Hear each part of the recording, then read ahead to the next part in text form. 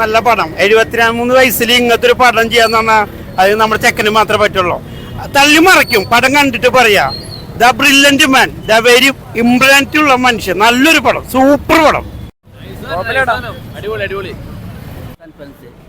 പടം കിടിലം പടം. ഇത് 100 കോടിയുടെ അല്ല ഞാൻ പറയുന്നത്. ഇപ്പൊ പടം നോക്കിക്കോ, അടുത്ത ഷോ തൊട്ട് ഞാൻ അടിച്ചു കയറും. രസമുണ്ട്. പക്ഷേ ഓവറോൾ എനിക്ക് അത്ര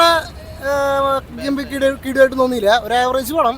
പക്ഷേ സെക്കൻഡ് ഹാഫ് ഒരു പകുതി വരെ പിന്നെ ഫുള്ള് ഷോക്കാവെന്ന് വിചാരിച്ചേ. പക്ഷെ അവസാനത്തെ ഒരു 20 മിനിറ്റ് പടം കയറി. നമുക്ക് തകർത്തുണ്ട്.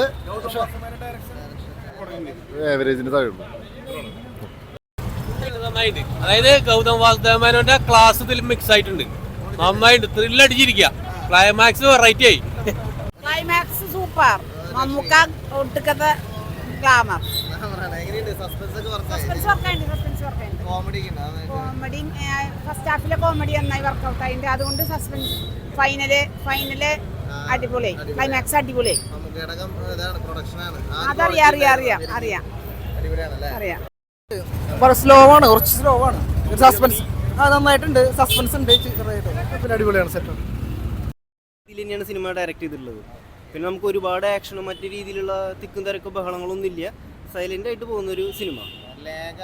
ഇല്ല ലാഗൊന്നുമില്ല. എന്ന് വെച്ചാൽ മമ്മൂക്കയുടെ ഒരു സ്ക്രീൻ പ്രസൻസ് എടുത്ത് നമ്മൾ പറയേണ്ടതാണ്. എന്ന് വെച്ചാൽ കുറച്ച് സിറ്റുവേഷൻ കോമഡീസ് കാര്യങ്ങളൊക്കെ ഉണ്ട്. അപ്പോൾ അതുകൊണ്ട് നമുക്ക് പിന്നെ ആളുടെ ഒരു കോസ്റ്റ്യൂം സെൻസ് കാര്യങ്ങളൊക്കെ ഉള്ളതുകൊണ്ട് നമുക്ക് കണ്ടിരിക്കാനായിട്ടുള്ള നല്ലൊരു ഇതുണ്ട്. പിന്നെ ഗോകുൽ സുരേഷും മമ്മൂക്കായിട്ടുള്ളൊരു കണക്ഷൻ ഉണ്ട് രണ്ടുപേരും തമ്മിൽ. എന്ന് വെച്ചാൽ 2 ജനറേഷനുള്ള ആൾക്കാരാണല്ലോ. പക്ഷെ അത് നല്ല രീതിയിൽ സെറ്റായിട്ടുണ്ട്. അത് നല്ല രീതിയിൽ നമുക്ക് മനസ്സിലാവുന്നുണ്ട്.